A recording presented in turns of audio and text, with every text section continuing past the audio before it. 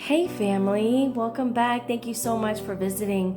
So I pray that this video will reach the right people or person, and I hope that this is the answer to what you've been waiting for. This is about prayers that go either unanswered or you've been waiting for God to answer you and you don't understand what is taking so long. So we're going to dive deep into that because there's so many different elements to why God takes a long time to answer prayers or why some prayers go unanswered. The first thing is timing. It's all about timing. And I know that you hear that all the time. And I know that for some people, it's like, no, God, I need you to hurry up because, the timing, I need it now. And although God is merciful, and I can testify that God does listen to us, and He will go based off of the situation. Okay? So I remember one time I pleaded with God, and this is when I was fighting for my marriage.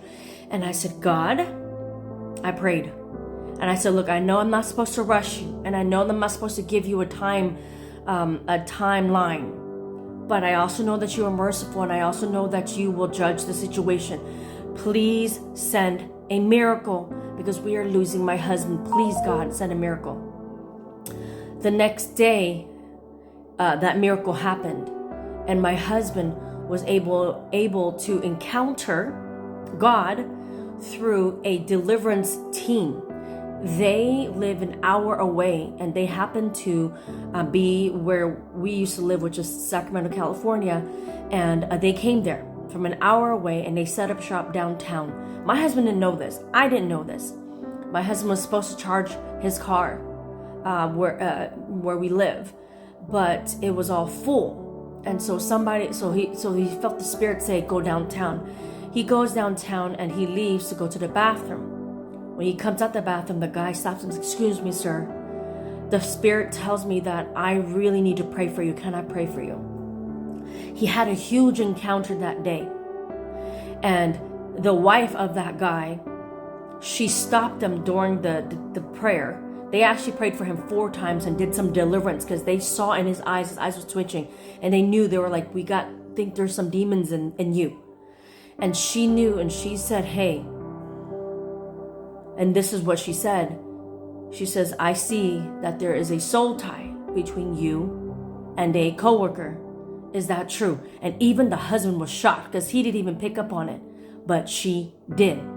My husband called me after the session, and he was crying his eyes out, and he hadn't cried in over a year, but he was bawling his eyes out because he knew that God loved him because they gave him incredible messages.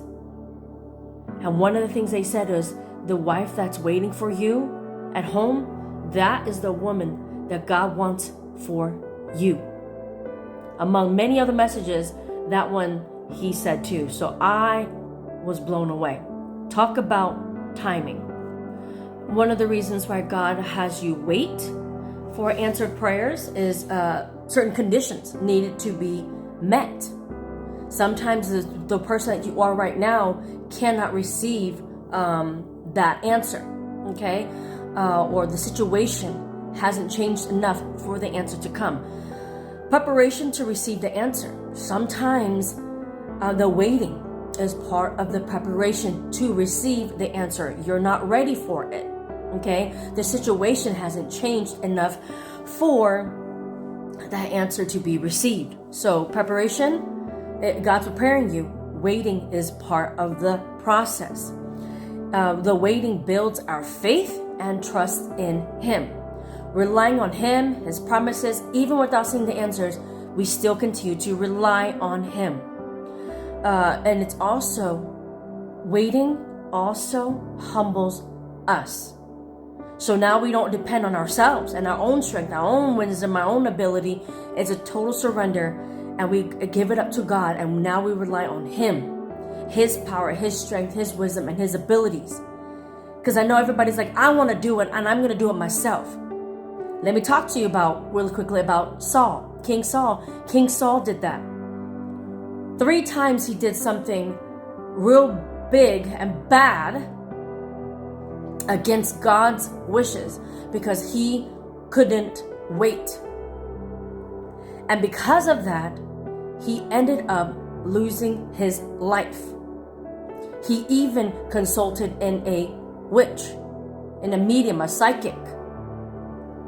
And he had this witch psychic conjure up Samuel who had died. And so this Samuel spirit, because there's controversy about that, if it was really him or if it was a devil. God specifically says, do not go into sorcery or witchcraft to speak to the dead. So Samuel comes out and goes, what are you doing? Why am I here? And he says, well, God doesn't answer me anymore. Yeah, God withdrew himself from him. So some of you guys might be like Saul, which are who are disobedient. That could be one of the reasons why God's not answering you, because you are disobedient. You're not doing what you've been told. Because you want to drag your feet. I don't want to do it. Well, then God's not going to want to do it either. So he went to a medium because God wasn't answering him. And God withdrew himself from him. And that is true. God can withdraw himself from you. And so then Samuel said, okay, well, tomorrow you guys are going to go into a war and you and your sons will die. And it is true. He did get hurt. And then so he told his men to go ahead and kill him, but he wouldn't do it. So he ended his life. So in Luke chapter 18, verse 1, it says, and he spake a parable unto them.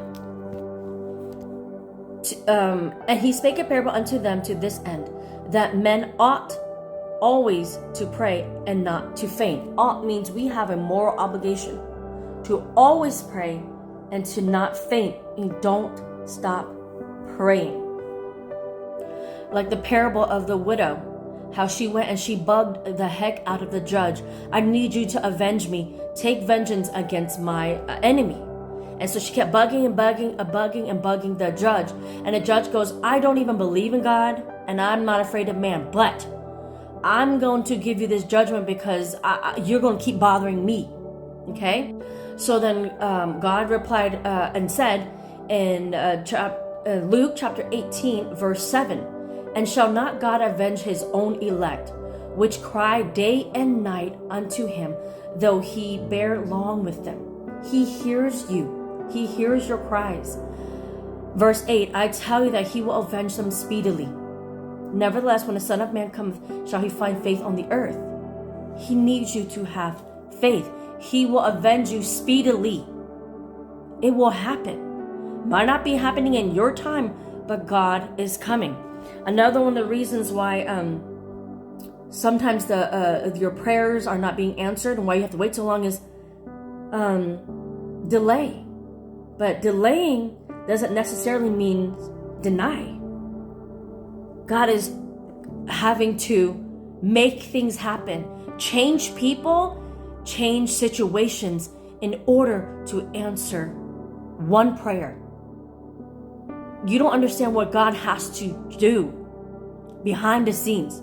Change people's hearts, change people's minds, bend people's hearts and minds for things to align. He can't force people, but things has to change in order for the answers to come. And just answer one prayer for one person, it takes a lot of work. So I can see that this is going to have to be a part 2 video because there's so much I have to share. So I'm gonna definitely have to make a number 2. So what is the motive in your prayer? Personal gain, revenge, healing, help, direction. You might want to change your prayer stance. Are you begging? Are you on your knees? Are you being doubtful? Are you praying from, God, please hurry up. Gosh, come on, hurry up. Right? Desperation? Or are you standing up and in authority, speaking life and thanking God as if it's already happened? Are you repeating the same prayers? Do you need to change what you're saying? Okay, so now on to part 2.